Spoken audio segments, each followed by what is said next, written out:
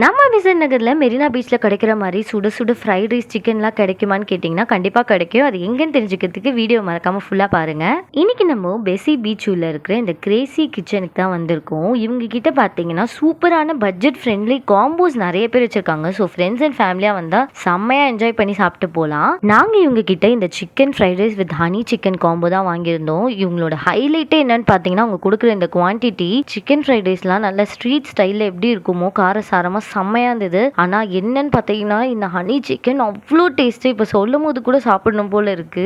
ஒரு 4 to 5 piece தான் வச்சிருப்பாங்க. ஆனா செம்ம டெண்டரியா ஸ்பைசி அண்ட் ஸ்வீட்டா செம்மையா இருந்துச்சு. அண்ட் டெசர்ட்க்கு நாங்க சூஸ் பண்ண ஸ்பாட் என்னன்னு பாத்தீங்கன்னா இவர் ஒரு பாப்புலர் தமிழ் ஃபுட் வ்ளாகர். இப்போ அவங்களும் அவங்களோட பார்ட்னரும் சேர்ந்து சக்சஸ்ஃபுல்லா நம்ம பெசன்ட் நகர் பீச்ல இந்த கொரியன் ஐஸ்கிரீம் அவுட்லெட் ஓபன் பண்ணிருக்காங்க.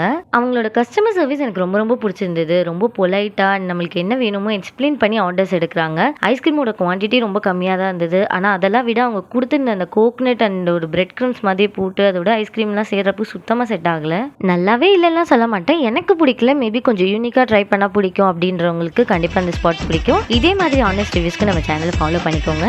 நிறைய வீடியோ உங்களுக்காக வந்துட்டே இருக்கு. நெக்ஸ்ட் வீடியோவில் வந்து பார்க்குறேன். பாய்.